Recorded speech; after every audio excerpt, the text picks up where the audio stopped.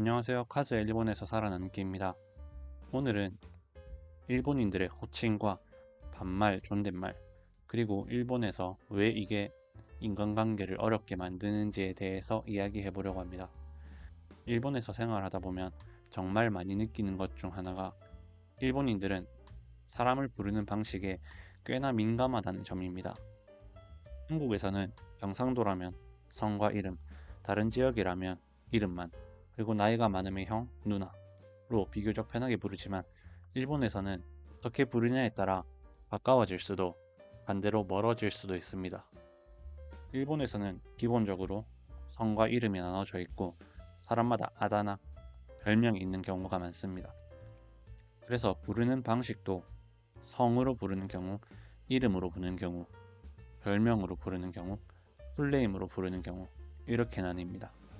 그리고 여기에 상, 큰, 짱 같은 호칭 전미사가 붙기도 안 붙기도 하면서 더 복잡합니다. 호칭 전미사까지 하기에는 영상이 너무 길어질 것 같아서 호칭 전미사는 다른 영상에서 따로 다루겠습니다. 그럼 일본에서 호칭이 유독 어려운 이유입니다. 일본에서 호칭이 어려운 이유는 정해진 답이 없기 때문입니다. 누구는 금방 이름으로 불러도 되고 누구는 몇 년을 알아도 끝까지 성으로만 부르는 경우가 있습니다. 이 기준이 학교, 회사, 동아리, 그리고 개인 성향에 따라 전부 다릅니다. 그래서 일본에서는 호칭이 곧 어떻게 부르느냐가 관계의 표시로 작용되는 경우도 있습니다.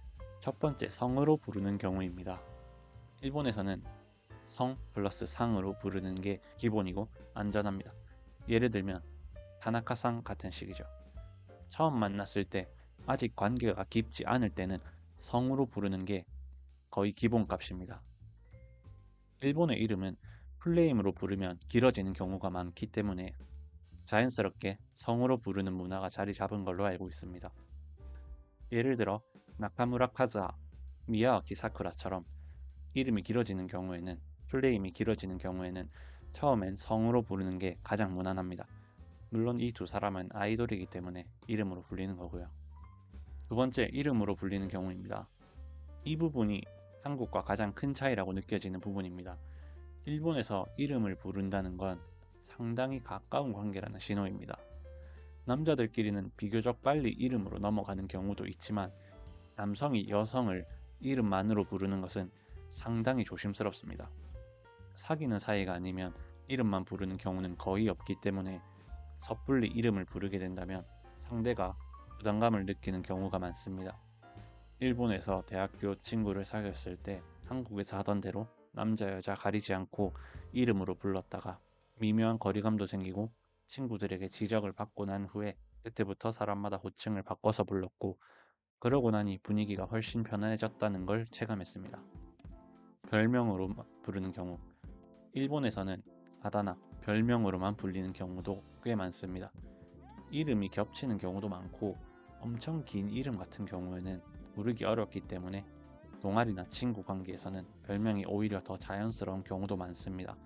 외모, 취미, 말버릇, 첫인상에서 나온 별명도 있고 성이나 이름을 줄여서 변형한 별명이 가장 흔합니다.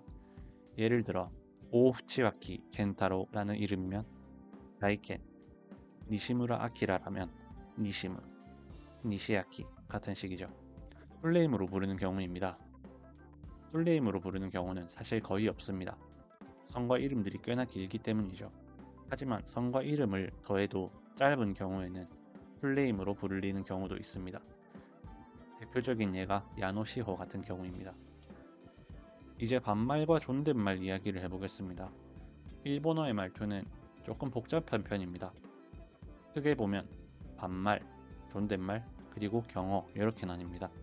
경어는 상대의 행동을 높이거나 자기의 행동을 낮추는 말인데 면접이나 비즈니스 같은 공식적인 자리나 서비스 업종에서 자주 사용됩니다. 유학생이나 대학생 입장에서는 학교 생활만 한다면 반말과 존댓말만 써도 충분합니다. 경어는 대학 생활을 하면서 조금씩 배워나가면 됩니다.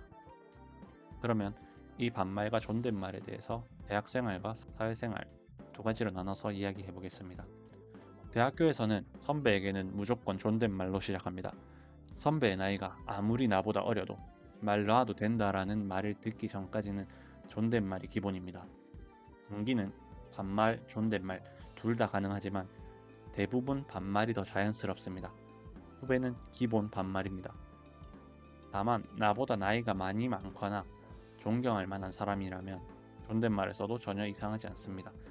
저 같은 경우에는 의학과로 편입한 전직 치과의사나 약사, 수의사 출신 부활동 후배들이 있어서 그분들에게는 존댓말을 사용합니다. 그중 한 분은 저에게도 존댓말을 쓰고 계시고요. 사회 기준입니다. 사회에서는 웬만하면 처음엔 무조건 존댓말입니다. 처음부터 반말을 쓰는 건 상당히 예외적인 경우로 술자리에서 하이텐션으로 다가오는 사람이 동년배처럼 느껴지는 상황 정도에서만 자연스럽게 넘어갈 수 있습니다. 애매하면 존댓말이 항상 정답입니다. 여기까지만 해도 일본의 호칭과 존댓말은 많이 귀찮습니다. 여기에 상즈케, 큰즈케 같은 전미사까지 더해지면 더 복잡하죠. 그래서 상즈케, 큰즈케에 대해서는 다른 영상에서 다뤄보려고 합니다. 정리하면 일본의 호칭과 말투는 사람들 간의 관계를 표시하는 수단이 되기도 합니다. 처음에는 귀찮게 느껴질 수 있지만 어느 정도 익숙해지면 생각보다 편해집니다. 그리고 가장 쉬운 방법은 처음에 뭐라고 부르면 되나요? 라고 물어보는 것입니다. 그러면 성으로 불러달라, 이름으로 불러달라, 별명으로 불러달라. 대부분 직접 말해줍니다. 오늘 영상은 여기까지 하겠습니다. 다음에 올라올 상즈케, 큰즈케, 짱즈케 영상도 관심 가져주시면 감사하겠습니다. 궁금한 내용이나 듣고 싶은 주제가 있다면 댓글로 남겨주세요. 구독과 좋아요 부탁드립니다. 감사합니다.